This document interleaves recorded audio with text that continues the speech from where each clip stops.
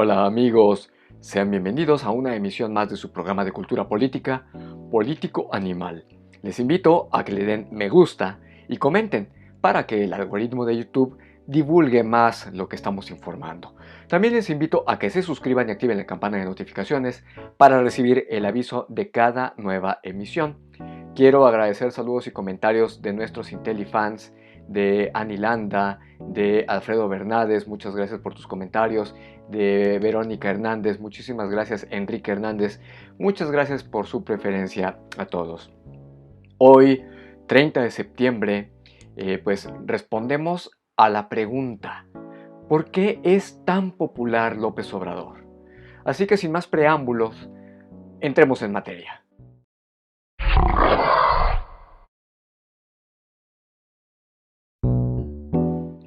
Cuando vemos los estudios demoscópicos del nivel de aprobación del gobierno de López Obrador, nos damos cuenta que hay una clara y exponencial tendencia a la baja. Cada vez se aprueban menos los resultados, si es que los hay, en materia de economía, seguridad, salud, combate a la corrupción, la percepción social de que estamos peor que antes, pues ha comenzado a aumentar en las últimas semanas a un ritmo muchísimo más acelerado que el experimentado en los últimos 3 años exactos. Sin embargo, cuando se trata de la aprobación y popularidad específica de la persona de Andrés Manuel López Obrador, pues las tendencias van en sentido contrario. Y mientras baja la aprobación a su gobierno, se mantiene alta la aprobación de su titular, López Obrador. No es la primera vez que sucede.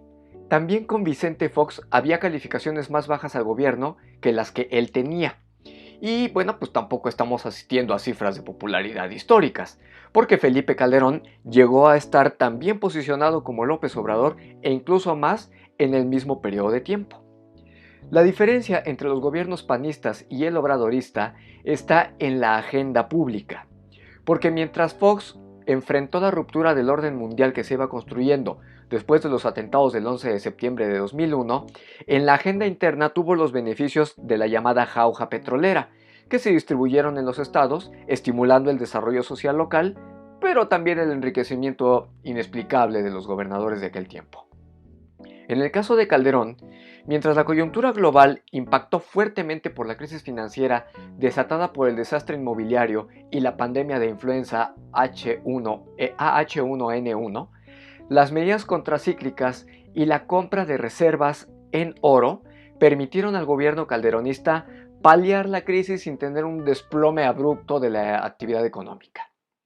La diferencia con López Obrador es que ahora sí pasó lo que aquel refrán reza: éramos muchos y parió la abuela, porque se juntó la gran crisis sanitaria y económica generada por la pandemia de COVID-19 con las malas decisiones económicas nacionales que el gobierno obradorista llevó a cabo.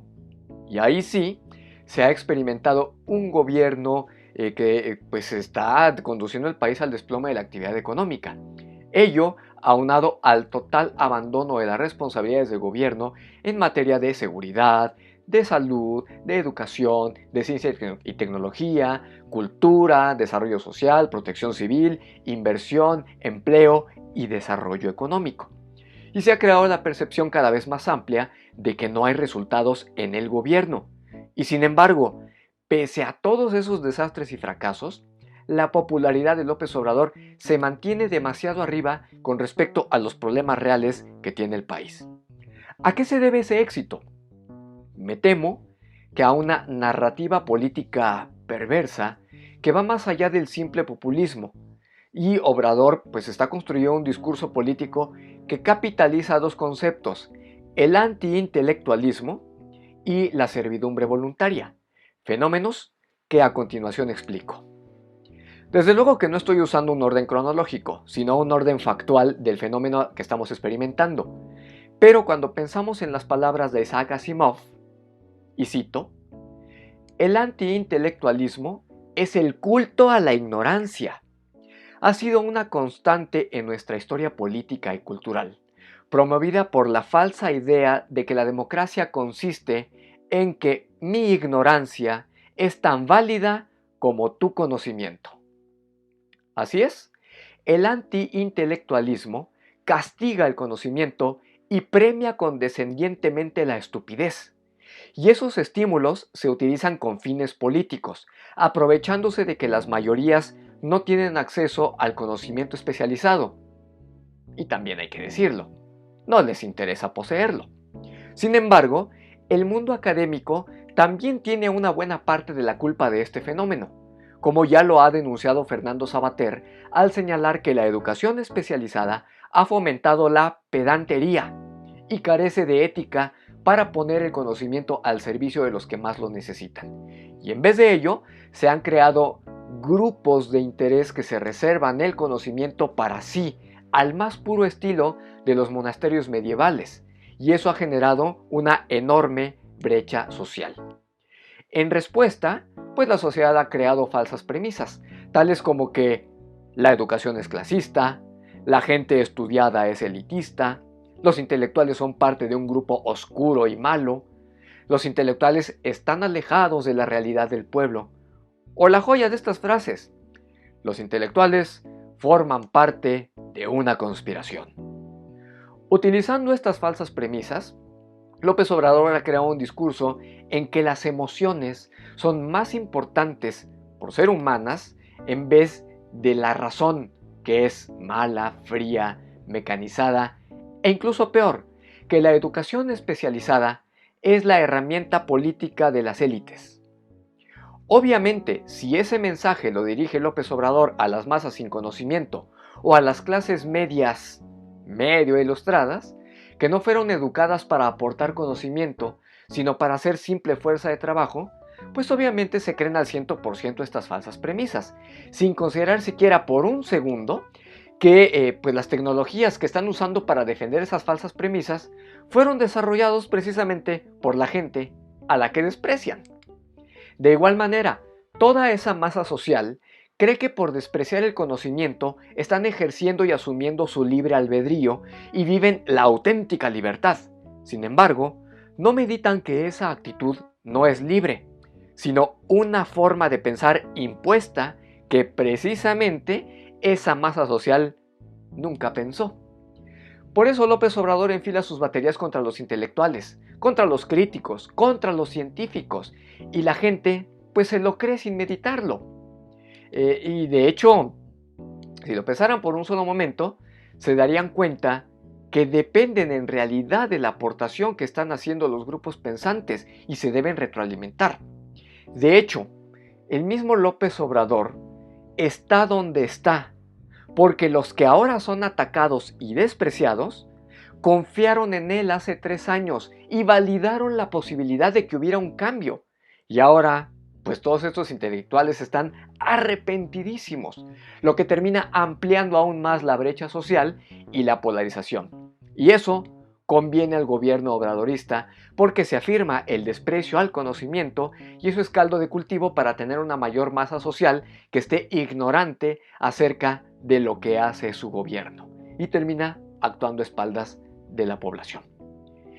En el otro fenómeno, el de la servidumbre voluntaria, es un concepto mucho más añejo todavía. Se remonta a hace ya casi 500 años, cuando Etienne de Lavoisier escribió entre 1546 y 1548 el Discurso sobre la servidumbre voluntaria. Y esta reflexión fue publicada póstumamente en 1574. En ese breve texto, Lavoisier hace señalamientos al absolutismo existente en su Francia natal y se cuestiona la legitimidad de la autoridad. Con este razonamiento, ¿cómo es posible que un solo hombre o un pequeño grupo de personas tenga legitimidad sobre todo un pueblo pese a sus excesos y abusos de poder? Luego de su disertación, Lavoisier concluye que la servidumbre no es forzada ni impuesta, sino voluntaria y consentida por el propio pueblo, aunque resulte afectado. Conclusión que se resume en el siguiente axioma: toda servidumbre es voluntaria y procede exclusivamente del consentimiento de aquellos sobre quienes se ejerce el poder. El texto de Lavoisier fue retomado por liberales como Jean-Jacques Rousseau, fue base de la Revolución Francesa, pero también fue retomado por anarquistas, aunque actualmente este concepto ya no se circunscribe a esa corriente de pensamiento. Y también ha llegado al campo de la sociología, en personajes como Luc Boltanski. Sin embargo, Lavoisier no responde a sus cuestionamientos, solamente los deja sobre la mesa, y eso ha dado pie a muchas conjeturas, siendo la más recurrente la complicidad del pueblo con su tirano, no como una teoría de la conspiración, sino como la catarsis social sobre la venganza. Porque ese mismo pueblo que apoya a un tirano que no hace justicia, pero sí hace venganza, alimenta el deseo reprimido del pueblo de vengarse y, eventualmente, quizás alguno del pueblo pueda llegar a convertirse en tirano y cobrarse los agravios, también por la vía de la venganza. Y eso lo podemos constatar con los argumentos que esgrimen los más fieles seguidores de López Obrador, cuando reconocen que el gobierno no los ha sacado de la pobreza. Sigue la corrupción, pero por lo menos están felices de que les quite a los ricos.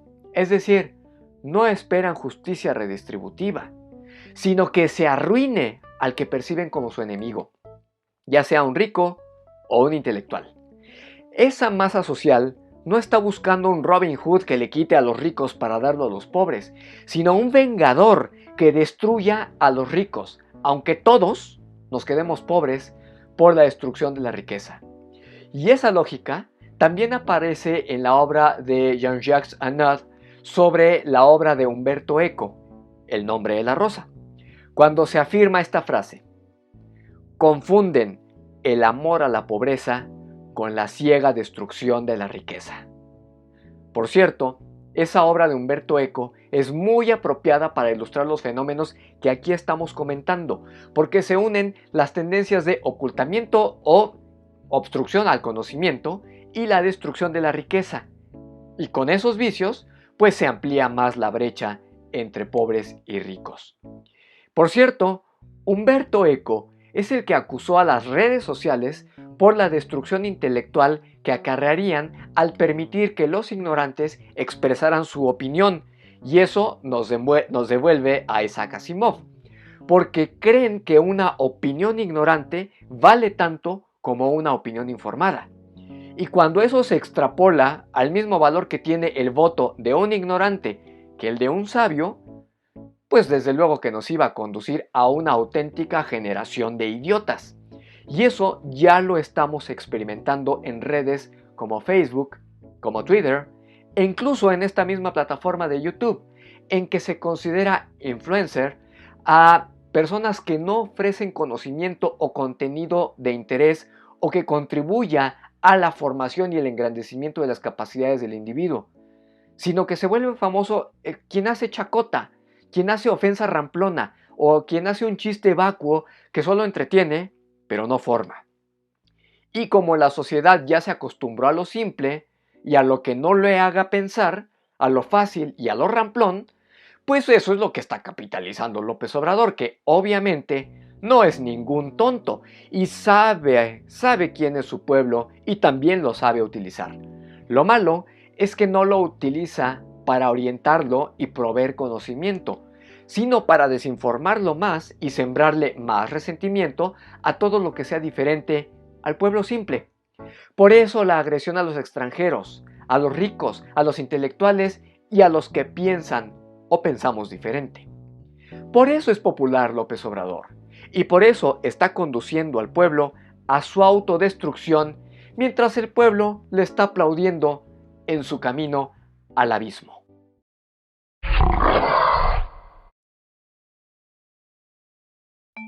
Uno. Estamos asistiendo a una auténtica tragedia humana en México por el trato a los migrantes que cruzan el territorio mexicano tratando de llegar a los Estados Unidos. México está aplicando en su territorio la política migratoria de Estados Unidos y se están violando los derechos humanos de los migrantes. Pero luego se pone peor la cosa, porque el gobierno asegura que se agrede a los migrantes en la frontera para que no estén inseguros en territorio mexicano. O sea, ¿están reconociendo que la política de seguridad es un fracaso total? Mejor que no entren, no vaya a ser que los vayan a matar o secuestrar.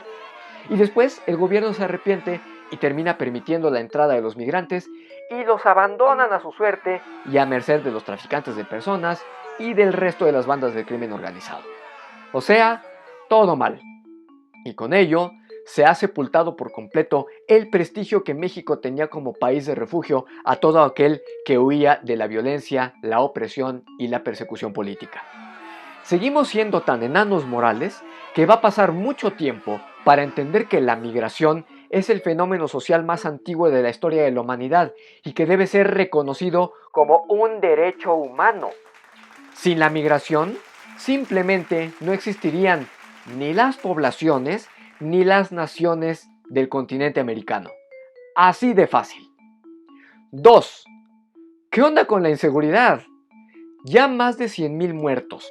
La violencia como en los peores tiempos de los países africanos, porque está desatada. Ahí tenemos el caso de Michoacán. Y lo peor, el gobierno está totalmente cruzado de brazos y no le interesa tomar en serio el asunto.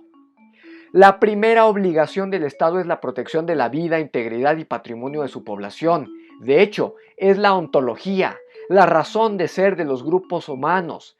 Y si se renuncia a esa obligación, como ya ocurrió desde el 17 de octubre de 2019, pues entonces no tiene razón de existir ni el gobierno ni el Estado y vamos derechito al caos, a ser como Haití. 3. Se crea el Grupo Parlamentario Plural en el Senado, con 3 escisiones en la Cuarta Transformación y una del PAN. Así es, Germán Martínez pone distancia con Morena. Nancy de la Sierra y Alejandra León ponen distancia con el PT. Gustavo Madero se distancia del PAN. Y Emilio Álvarez y Casa, que era independiente, se une a ellos. Están marcando una opción política diferente en el Senado que le quita 3 votos a la Cuarta Transformación y 1 al PAN, complicando aún más la correlación de fuerzas políticas en la Cámara Alta del Congreso de la Unión. Eso también complica el equilibrio de fuerzas por si a Obrador se le ocurrieran las reformas constitucionales sin tener mayoría calificada. Así que se hace más complejo el escenario hacia 2024, pero al parecer eso no le afecta a Ricardo Monreal. De hecho, le viene como anillo al dedo y ha manifestado su simpatía con la creación de ese grupo.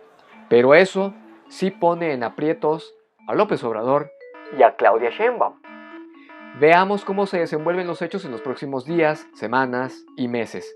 Por cierto, recuerdan que en este mismo programa en el mes de mayo les dije que Gustavo Madero pintaría su raya con el PAN a raíz de la candidatura de Maru Campos en Chihuahua. Pues ya pasó. Y aquí se los dije con 4 meses de anticipación. Una más. 4.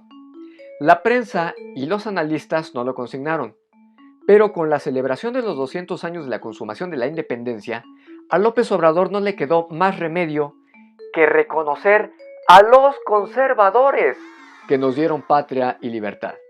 Y tampoco tuvo más remedio que reconocer a Agustín de Iturbide, el libertador que ha sido tratado como un apestado por la historia oficial. Y ahí tienen a López Obrador reconociendo a esos conservadores, a los estadounidenses y a los rusos por igual. Y al clero católico, que aunque no nos guste y para bien o para mal, contribuyeron a tener el país que hoy tenemos. Hasta aquí por hoy del Político Animal. Si les gustó este video no dejen de suscribirse y activar la campana de notificaciones para recibir el aviso de nuestro próximo video. Opinen y comenten aquí en esta cajita de abajo. Inviten a más amigos para que participen, para que se enteren y no se dejen engañar. Y no se pierdan nuestro próximo programa. Es posible que hagamos cambios en la agenda por cuestiones precisamente de agenda, pero serán informados. Por lo pronto, es todo de mi parte y yo los espero en una emisión más del Político Animal. Adiós.